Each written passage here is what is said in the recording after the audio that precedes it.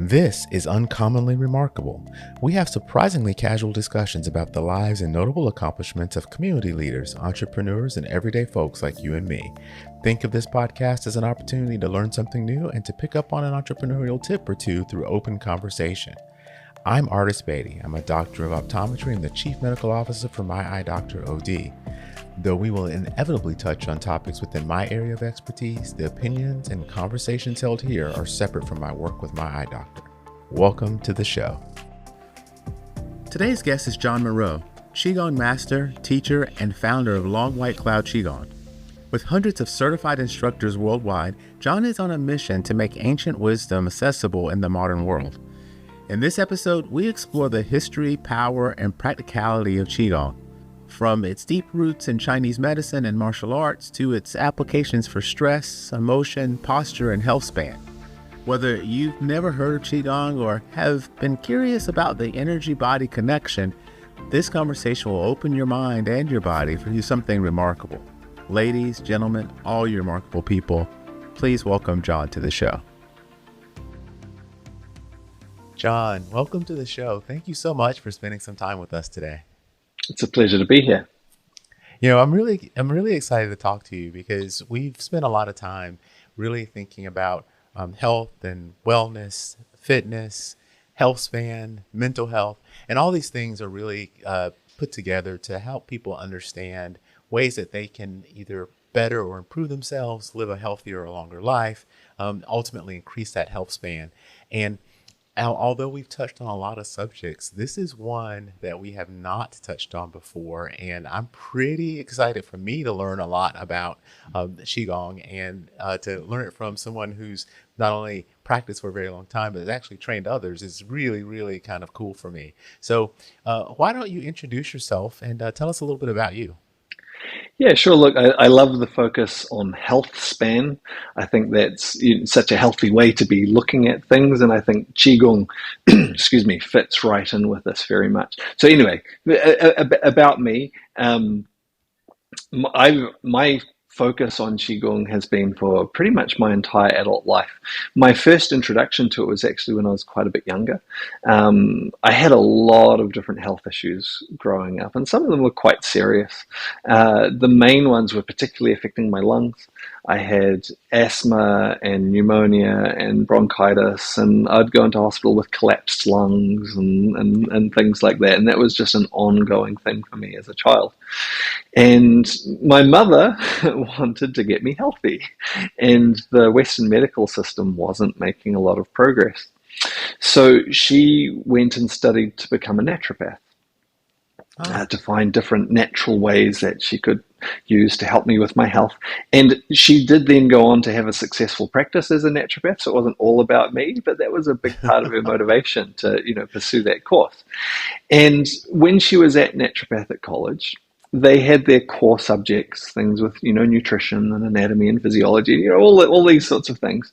But they also had a lot of guest lecturers come in and teach them just a little bit about a variety of different areas of knowledge and practices, so that when they went out and were working with clients, they would have an understanding of some of what was available that might be useful for the people they worked with. And one person they had come in taught them some Qigong. And it was just a little bit, just a tiny bit of Qigong. But she thought it was pretty interesting. So she then came home and showed all of her children, me being one of them. And I was probably about 10 years old at the time. And I thought that was fascinating. Being able to feel my own energy and work with it is a little bit like being a Jedi, as a young child. and so that really was a formative experience for me. I continued to play with, again, it was just a few very simple exercises. And I played with them as I grew up through my teenage years. And then it was as a young adult, I came into contact with the same person who had taught her just that little bit when she was studying in college. And I asked him if he was still teaching Qigong, and more specifically, would he teach me? And he said, yes, he would teach me, but I had to study Chinese medicine as well. So it was very hard to find Qigong back then. There weren't a lot of classes you could just show up somewhere. It was like very hard to find, and so it was a bigger commitment than you might expect. But I was so fascinated by it that I said, "Yep, okay." And so I signed up to study Chinese medicine and Qigong, and from there that developed. And I worked in my own clinical practice for a period of time, and then I got involved with Kung Fu, connected with the Qigong, and then more and more into the Qigong teaching. So I guess I mean that's a broad overview of my Yeah, background with that. I guess before we go too far, it's probably helpful to let people know what Qigong is, though, because it's like all the stuff with ab- Qigong. Um, absolutely, absolutely. In fact, that was going to be what I asked you next, yeah, but I was going to get sidetracked, by the way, because I wanted to also understand the connection between the Chinese medicine and yeah, Qigong, and how and why it was important for you to do those two things together. sure, Because I assumed there was a reason that he wanted you to learn Chinese medicine yeah. in the process. Yeah, absolutely. Yes, I can explain all that together. Um, so to begin with, in very simple terms, Qigong, it's one word, but it's made up of two words, Qi and Gong. Now, in this day and age, a lot of people have actually heard the word Qi. It's become, Hmm. into our popular awareness, people know that Qi means energy. It's not, you know, too uncommon for people to understand that. The Gong part is generally not so familiar to people. Gong means work or skill. So Qigong is actually a really broad term that refers to all of the practices and all of the principles behind working with our energy and developing skill with our energy. Mm. Now, there's lots and lots of different ways that we can do that, and because of this, there's lots of different Qigong practices. And actually, if you look at cultures all around the world, they've pretty much all had their own type of qigong in a way, ways of working with their energy. They didn't call it qigong, right? Because they had a different background. But every culture has had aspects of this. In China, they called it qigong, and they developed a very rich, intricate understanding of how our energy works within us. And from Mm. that came three main ways that it was applied historically.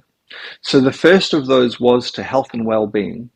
And part of this was doing exercises and practices just to make ourselves well.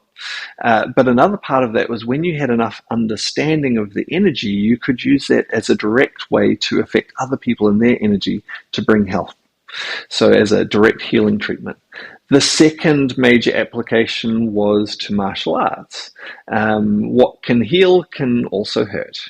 Mm. And so within the martial arts, again, there were a couple of sides to this. Part of it was developing your own capacity, your own strength, resilience, sensitivity, and so on, so that you could just be functioning at your highest level yourself. And the other was this aspect of, well, if you really know how to work with the energy, you can also use it to affect your opponent in detrimental ways. I see. And Yeah. then the third historic application was to spirituality in different ways. A number of different religions and spiritual groups. Because to work with our energy, it's a relatively subtle thing and it requires really tuning in. It requires understanding ourselves better at what can become quite a deep level. And not only that, as we get deeper into it, it develops a greater understanding of our connection with other people and with the world around us as well. And so this ability to develop this greater understanding of self and our connection with the world around us fit very well within what different spiritual or religious groups were aiming to achieve. So it's important to understand that qigong is not a martial art. This is one of the misconceptions. Mm. People go, oh, qigong, it's a martial art. No, it's not a martial art, but it's these principles of understanding how we work with our energy that we could apply to martial arts, as we can also apply it to other things as well. Equally, another common misconception is that qigong is a religion. It's not a religion. Again, it's principles and practices for working with our energy. It just so happens that several religious or spiritual groups have found that that's really useful for developing that sensitivity and understanding and so on. But Qigong itself is just this principle of working with our energy. So why did he want me to learn Chinese medicine? Again, it's because there is this deep connection between Qigong and Chinese medicine. All of Chinese medicine, in fact, is based on understanding how our energy flows. Mm. Now, they work with that energy flow in a variety of different ways. It can be using acupuncture, so inserting needles as a way to affect the energy flow. It can be using physical massage. It can be using herbs and understanding how those herbs affect the energy flow within us. Or the very direct way to work with that energy is through Qigong, using practices that we do ourselves to affect our energy. So to extend that a little bit more into, okay, so what is this Qigong? I've talked a lot about it in maybe like quite, general terms, but like, what does it actually look like? Again, there's lots and lots of different practices that fit under this category of Qigong. The most common ones involve using our mind, our body, and our breath together. So Okay. there's different ways that can come together as well, because sometimes the mind aspect, it can be sitting in meditation, right? That's one way we work with our mind. The breath, it can be just specific breathing practices. The body, it can be specific postures and things like that. Most commonly, all of them come together. And so we're doing movements or holding our body within different postures. We're using our breath sometimes we're just regulating our breath to make it calm. Sometimes we're using it in very specific ways. And with this, we're using our mind to connect to what's going on within us so that we can start to become aware of what's going on with the energy. And as we develop skill, actually start to lead and guide that so it flows in a more healthy way. So now as you're starting to describe the practice, so a couple of things come to mind. So can you talk a little bit then about the differences between Qigong and maybe Tai Chi, which Mm-hmm. people may be more familiar with, Yeah. versus, and when you talk about movement or poses, we also think yoga. So Yeah. if you had to kind of Mm-hmm. create me a chart with these three things, Yeah. where are the differences and where are the similarities? Yeah, absolutely. Because there is a lot of similarity between all of those things. In many ways, I think a good way to describe Qigong is perhaps as the mother of a whole lot of other arts or practices. In that, Mm. again, Qigong as a term, it describes all these different ways of working with our energy. And as such, Chinese medicine is part of Qigong in a way. It gets into some stuff that's outside of what we would normally think of as Qigong practice, but it's developing skill. All the type aspects of Chinese medicine is ways of affecting our energy. Kung Fu, so all of the Chinese martial arts actually stem from Qigong. Now, within that, some of them aren't focusing very much on the energy, at least to begin with. They're just like, getting your muscles strong and things like that. But Mm. ultimately, because it's based on Chinese philosophy and understanding of energy, ultimately at some point it gets to this point of like, well, what we really want here is to understand what's going on with your energy and work with that. Tai Chi, when people say Tai Chi, they're normally referring to Tai Chi Chuan. So, Mm. but it gets shortened to Tai Chi. So that Chuan bit at the end means fist. So it's Tai Chi fist. Fist means it's a martial art. So Tai Chi Chuan is a martial art that uses principles of Tai Chi. Tai Chi is the harmonious interaction between the polarity of yin and yang. Mm. Okay, little bit, getting into terminology here. But basically, within that martial art, they use many Qigong principles to develop the power and the effectiveness of their martial art. So you could say that Tai Chi is a type of Qigong. It's one application of this understanding of how to work with our energy. I But see. equally, other martial arts also use Qigong. They use them in some different ways. Chinese medicine uses Qigong. It uses it in some different ways. But they're all working with this fundamental understanding of our energy and how it flows and what we can do to affect that. So to tie that, so yes, just sticking with Tai Chi for a moment, a lot of Qigong practices, to someone who doesn't really know much about each of them, a lot of Qigong Hmm. practices will look a bit like Tai Chi, you know? Oh, And in fact, when a lot of people, when they do Tai Chi, the reason they're doing it is because it's a type of Qigong. I Because what see. they're really wanting to get out of it is the stimulation of the flow of their energy and making it balanced and harmonious. Most people doing Tai Chi Chuan today aren't doing it to use it as a martial art. They're doing it to get their energy flowing in a healthy way. So they're doing it because it's Qigong. It's just a particular type of Qigong. So now the connection to yoga, because again, yoga has a lot of similarities to Qigong as well, because they're working with energy too. They call it prana instead of Qi. So that's the Indian term, prana. Their focus on energy is a bit different, because historically it's developed in a different way. But there's so many connections. Qigong, we work with mind, body, breath. Yoga, they work with mind, body, breath, right? Yoga is yoking together. It's yoking these different things together, so they work well together. There's a focus on energy to some degree, although I think Qigong focuses much more directly and specifically on energy. That awareness of energy is inherent within Qigong. A way I like to describe both the similarity and the difference between yoga and Qigong is Indian food and Chinese food. If you think about, okay, if you think of Indian food and Chinese food, there are principles of how they put their food together, how they combine ingredients and flavors, and the purpose of why they combine things together in that way is one, because they want to make it taste good, right? And two, because ultimately they want to use that food to make them healthy. But yet, they're quite different from each other.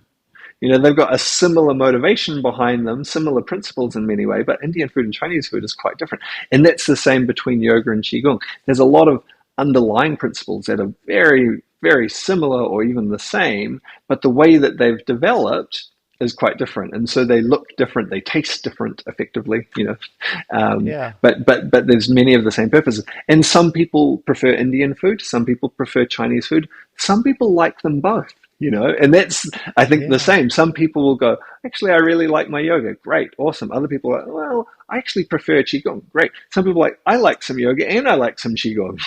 Awesome. You can get what you need from each of those practices and traditions.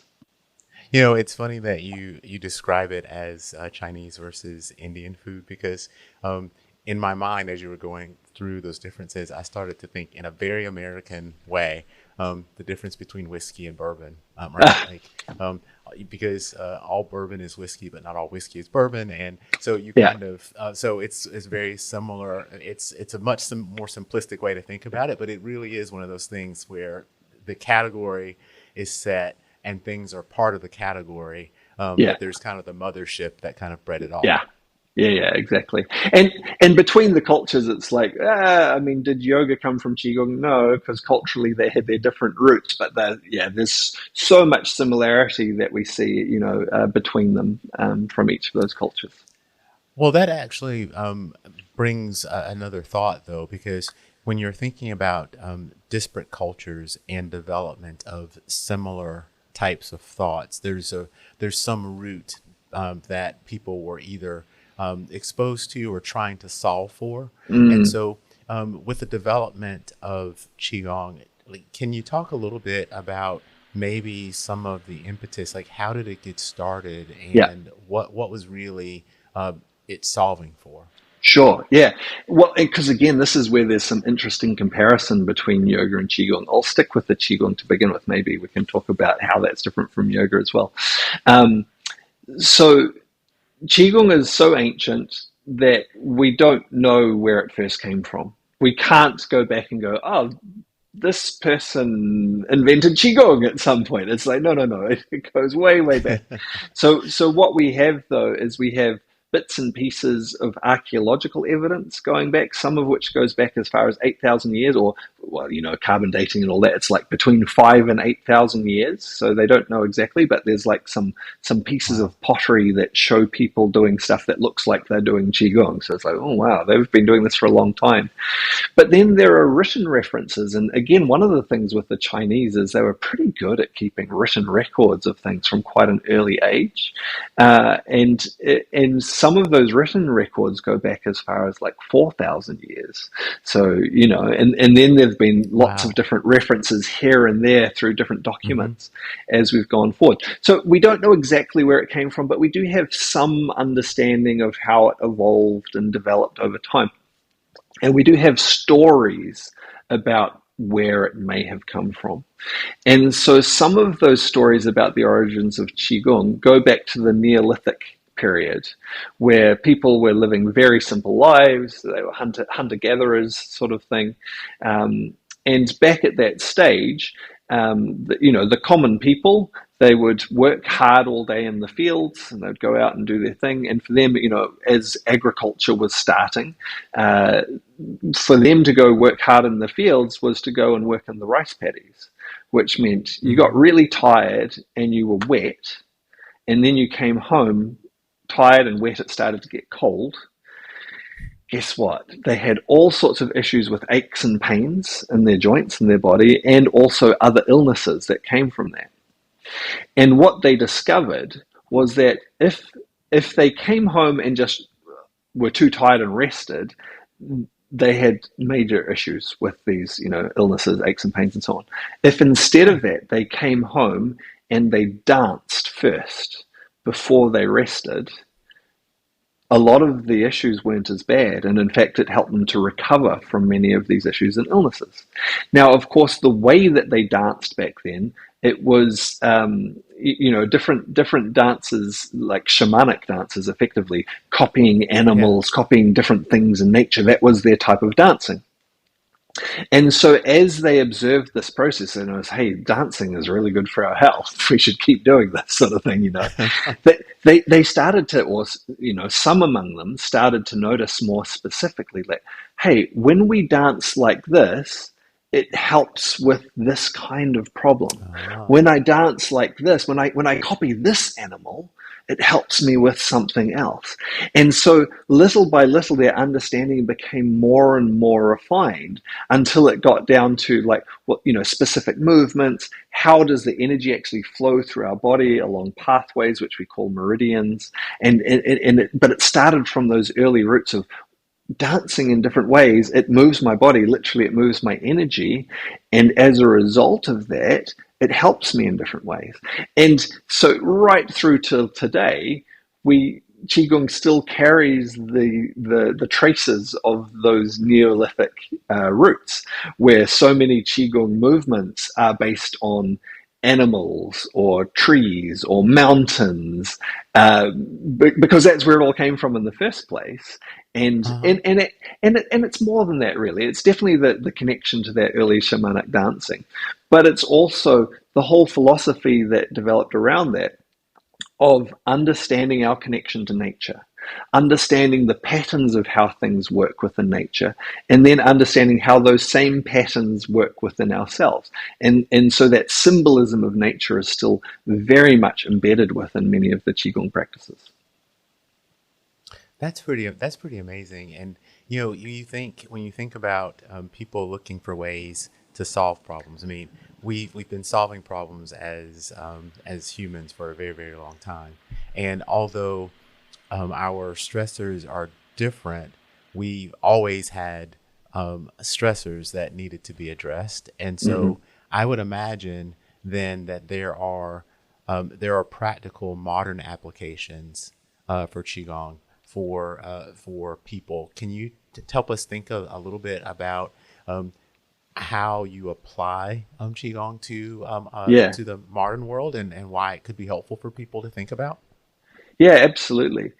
I think a good way to at least begin to talk about this is actually in connection to those ancient applications and see how those carry through to today. Because it's very easy when we think about the way they applied it anciently, and you start imagining someone dressed in funny robes sitting on a mountain, doing their things that was back then, right? But if we dig to what was the root of what they were trying to do, we find that actually those things are still very relevant today. So again, the first of those applications was simply to health and well-being. Now, again, those people working hard in the field and getting stiff and sore and having illnesses, okay, we might not be out working in the rice paddies, but we're doing other things that get our bodies stiff and sore and lead to us having illnesses, right? Big one being we sit at computers way too much today, or sit at our desk in one form or another, or we have these other things. And understanding how to move our body so that the energy flows freely can do so much to help to remedy this and bring health and well-being. So that's just as relevant today as it was then. It's just, we've got some different stresses on us, but the root thing of making ourselves healthy by moving our body, working with our breath, that's pretty relevant. If we look at the application of martial arts and kung fu, now, I don't know, maybe a lot of us would think it'd be cool to be some kung fu master leaping through the bamboo forest or something. I don't know, but that's more of a fantasy sort of thing, in this day and age. And certainly, hopefully, most of us hope that we never ever have to fight anyone in hand-to-hand combat, right? But Exactly. Although you had me at Jedi earlier, but yeah. It's a cool fantasy thing. But in terms of practicality, who wants to actually fight people? I don't know. I mean, maybe sometimes when people are young and they're like, maybe it's competitive sport, if that's something, fair enough. But in terms of day-to-day life, no, that's not something we want to have to do. But if we look at, okay, but what's the root of what we're doing in that type of application? Where in that application, we're moving beyond just health to high performance. And hmm that's high performance of both body and mind.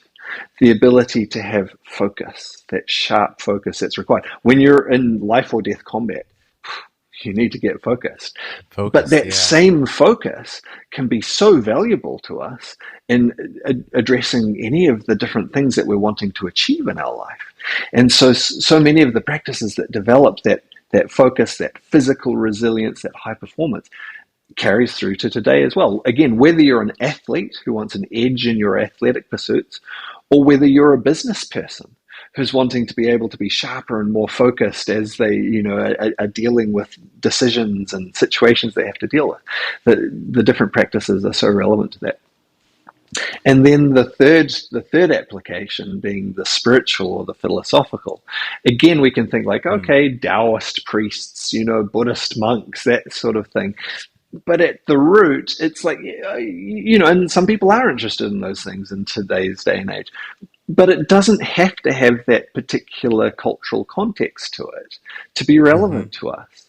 That ability to understand ourselves better, to understand how we connect with the patterns of nature around us, that can help us to just live in a way where we feel more at peace, more harmonious with the different processes and phases that we go through in our life. So again, I think equally relevant today, just applied to our modern context.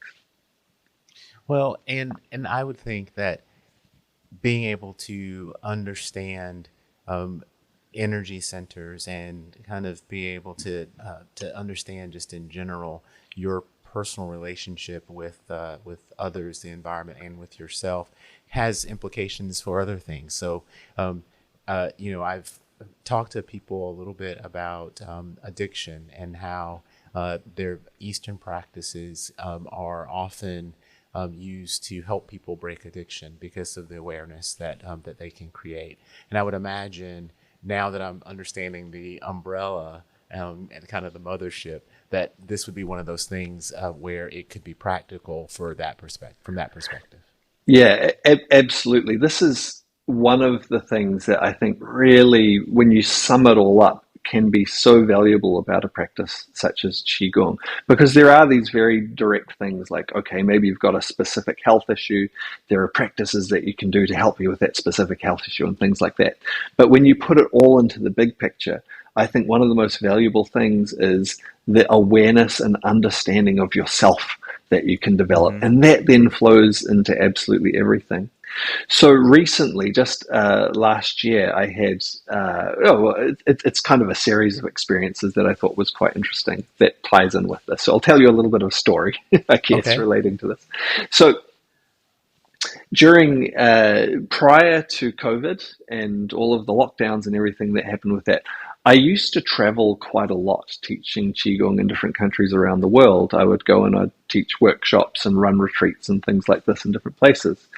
But so I'm originally from New Zealand, and so basically I got stuck in New Zealand during all of that time, and the lockdowns hmm were very strict, and we had restrictions on the border and that sort of thing. And as a result of that, I was basically stuck in New Zealand for 2 years. And then after that, because I was busy with things in New Zealand, it took another 2 years for me to tidy up all of the things from being there. So basically, for 4 years, I didn't really travel anywhere. I was just in New Zealand. And that was an unusual period of time for me. Last year was then the first year that I really started to get out, and I got Hmm. out and taught some workshops different places and ran some retreats and attended a big conference and that sort of thing. First time in a long time. So because of this, as I was traveling around, I came into contact with quite a few people who had known me only online up until that point. They had Hmm. learnt Qigong practices from me through online teaching, which is a great way to learn, by the way. And sometimes people think, oh, hey, you could only possibly learn that in person. It's like, well, technology is pretty darn good these days. Maybe you go back 20 Yeah. years ago and maybe that would have been really hard, but nowadays you can learn very effectively online. Anyway, so a lot of people I came into contact with, and they'd had contact with me online, and they'd learned, and this had been over a number of years, and so during that time they'd really practiced Qigong quite a lot, and they'd developed quite a lot within their practice. But this was their first opportunity to see me in person. And so as I met each of these people in person, naturally as we were chatting, they would talk about their experience with Qigong because they wanted to tell me about the impact it had had on them. And each time, it was so remarkable, this really stood out to me. And in conversation after conversation, I heard people say the exact same words. They would say, Qigong has been life changing for me. And then I'd be talking to someone, and they would say how it was life changing for them, right? And then someone Yeah. else would say, Qigong has been, and they'd specifically say, life changing. And then someone else would say, it's been life changing. And so I'm hearing all of these stories, and this is wonderful. It's really nice to hear the impact that it's had on people.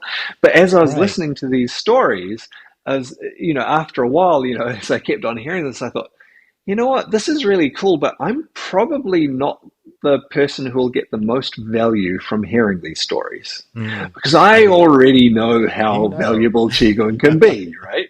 And so Yeah. from this gave me some inspiration to reach out to my community. And basically, we just sent an email out and said, hey, I've been hearing all these stories. If Qigong has been life changing for you, would you like to share your story? We'll put it together into a book. And so that's what we did. And so over the space of just a few months, we had a whole lot of people send in stories of how Qigong had been life-changing for them, and we compiled it into a book so that we could make it available. And some other people could hear these stories. And there were so many different stories of how Qigong had been life-changing. And some of the ones that really stood out to me were actually people who Qigong had really helped them with addiction, just from what you were saying Mm. before. And it's like, Hmm. yeah, it's not one of the things that you might immediately, come straight away to the front of your mind. But it's like, for some people, that was really, really big.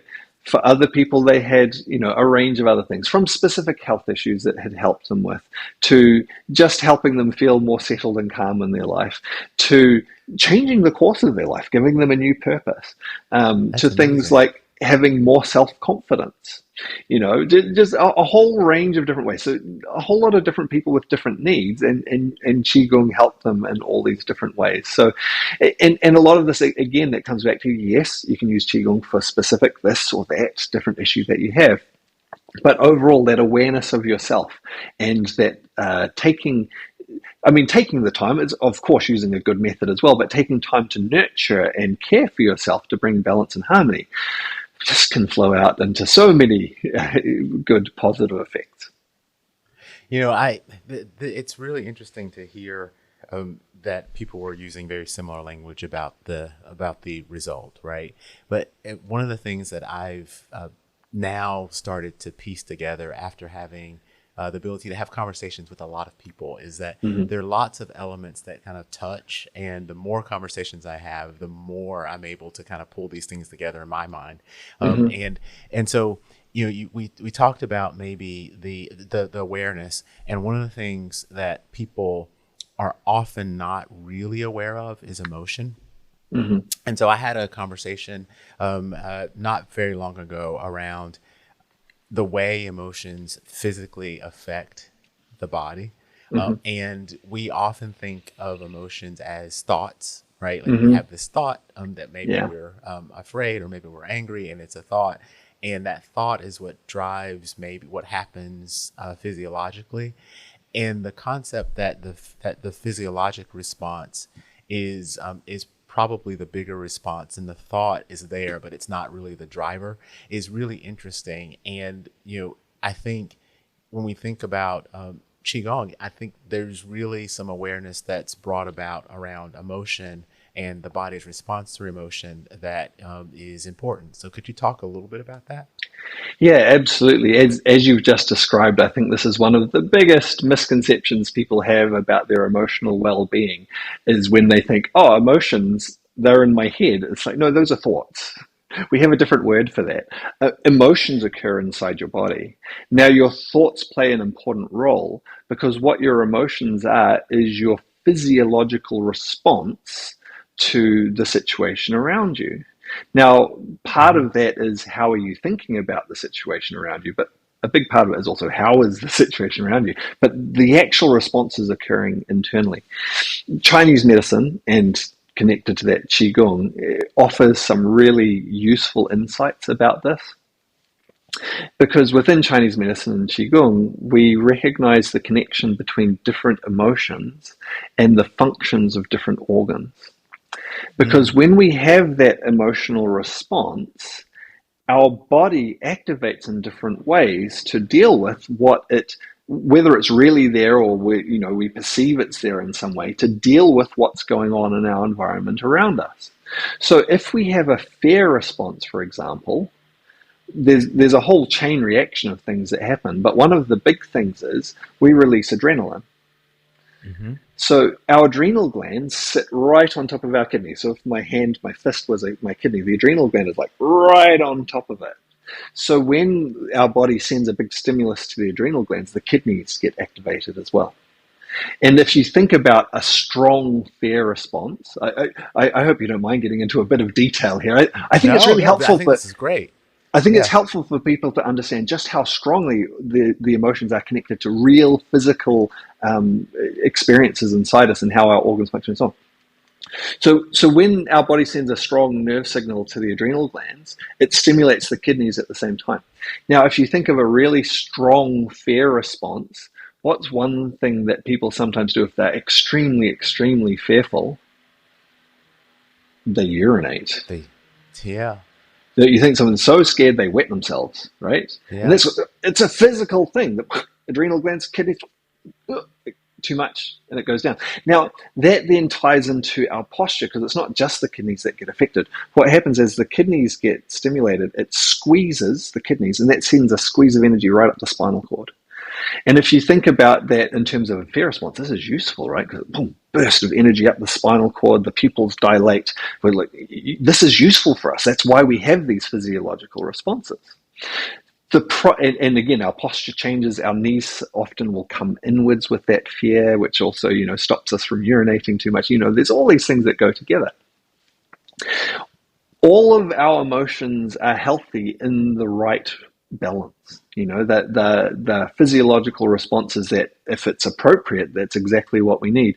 The problems we have with our emotions is when they're too excessive. If they're too extreme, it can cause harm within us, or when we Mm-hmm. get stuck in an emotional response and we hold Mm-hmm. on to it, and we literally then hold on to it in our body. We hold on to it in tensions around organs, around parts of our body, or increased levels of hormones and so on. We're literally holding that pattern when we don't need it anymore. And that then makes it hard for our body to just function normally. And also, in terms of how we respond to the world around us, it's like we're still responding to something that happened ages ago. We now can no longer respond properly to what's happening right now. Mm-hmm. And so Qigong and Chinese medicine recognizes these connections and gives us practical ways that we can actually address them. And so we do exercises that, if we've got this tension around the kidneys, things that loosen and open that area. If our knees are coming inwards, we do exercises that open their back outwards, so the posture changes, the tension around the organs change, the nerve activity changes, and that energy, that quite literally emotional energy that was stuck, is allowed to be released and move through, which then benefits us just physically and physiologically, but benefits our whole experience of life. It benefits our state of mind and so on. That was just one example with fear Yeah. and the kidneys. I could happily talk about others. So, if we have anger, often this is connected with cortisol release, and this then affects the tension in our body, the release of blood sugar from the liver. And so Chinese medicine recognizes this connection between the emotion of anger and the liver, and so on and so on. And it's like, it's fascinating, because so often we think of these as like just individual, physiological responses, and it's like they're not connected to anything. No, there's a reason why our body's doing that. And it comes through Yeah. in our physical well-being, but also in our subjective emotional experience as well. And Qigong ties this all together and gives us ways that we can release what's stuck and come back into balance and harmony. Well, everything that you just mentioned is extremely interesting to think about.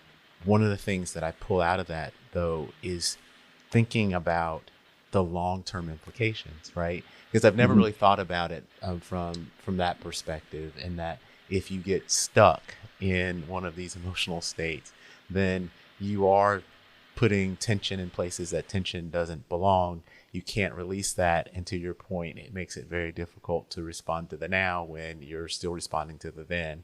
And Yeah, so there are probably lots of things that develop physically from being in that I guess clenched position based on whatever that emotion was and what body parts it was affecting. That absolutely. this would be phenomenal for people to be able to start to release that and at least to get closer to normal state.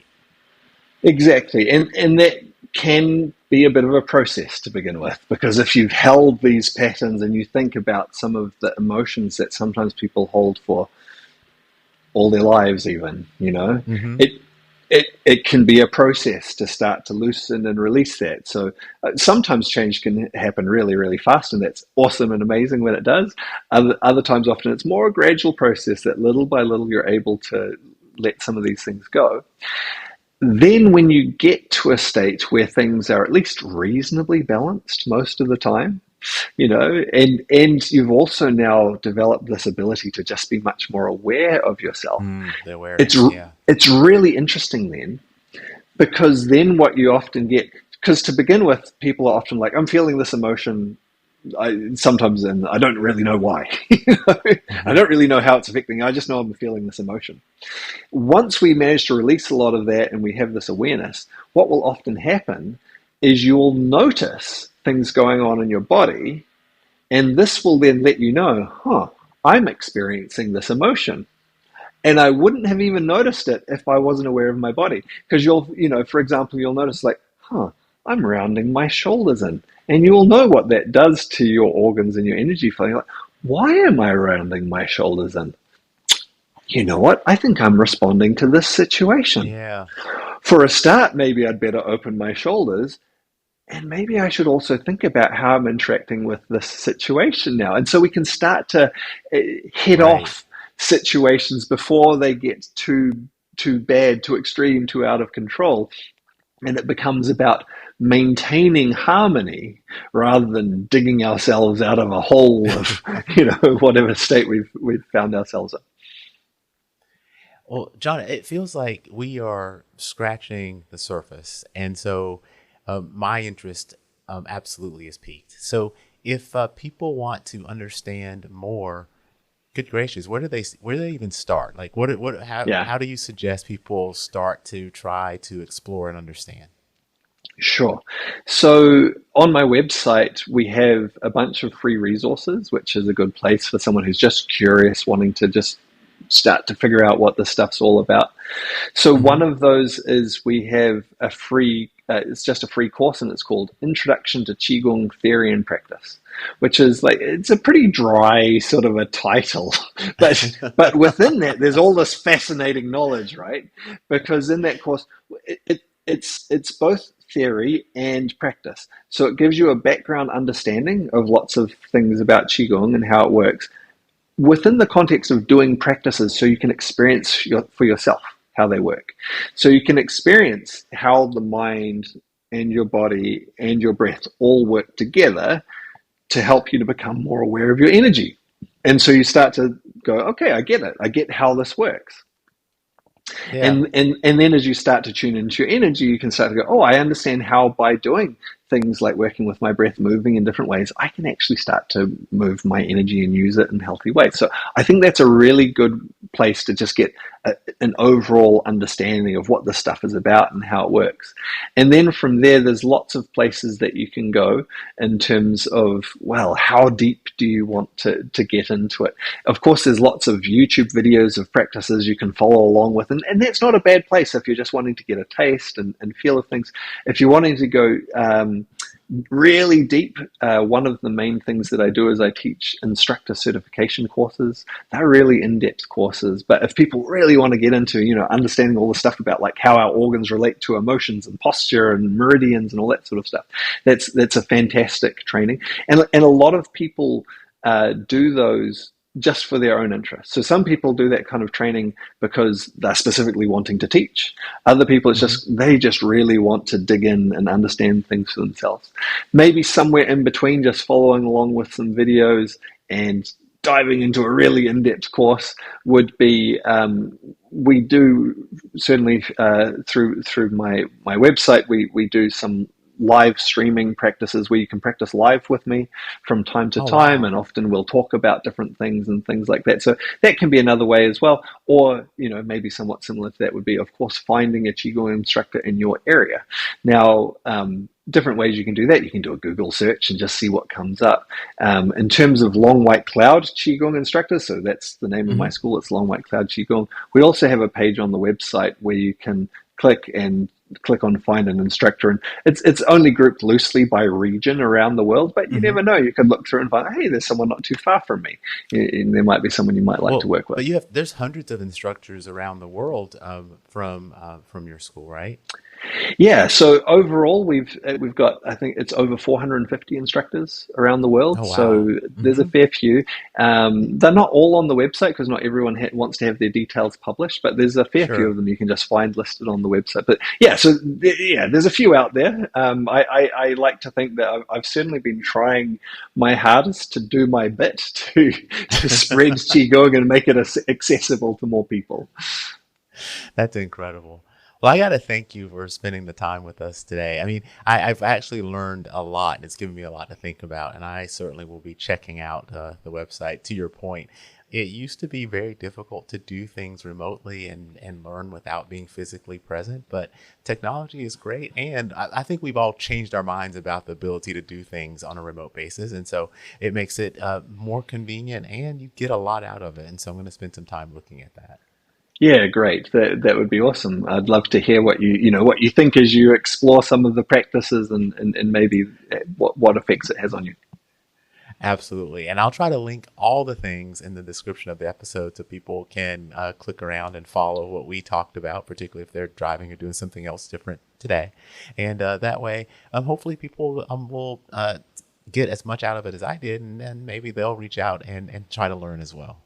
Cool. So, that would be great. Thank you so much, and I hope you have a great rest of your day. Great, thank you. It's been a real pleasure. If you've made it this far, then I have to thank you for your time. I hope you've learned something new and enjoyed listening to the discussion as much as I enjoyed having it. I'd love to hear from you about the show, because we're working really hard to bring you great content, and the feedback really helps us get better. If you like what you've heard or watched, for those of you who are streaming out on YouTube, then take a split second to give us a thumbs up or a like. It really helps other people like you find the show too. And no one likes to miss out on the good stuff, so go ahead and subscribe and hit the notification bell so you don't have to wonder when or if there's a new episode. And until next time, stay remarkable.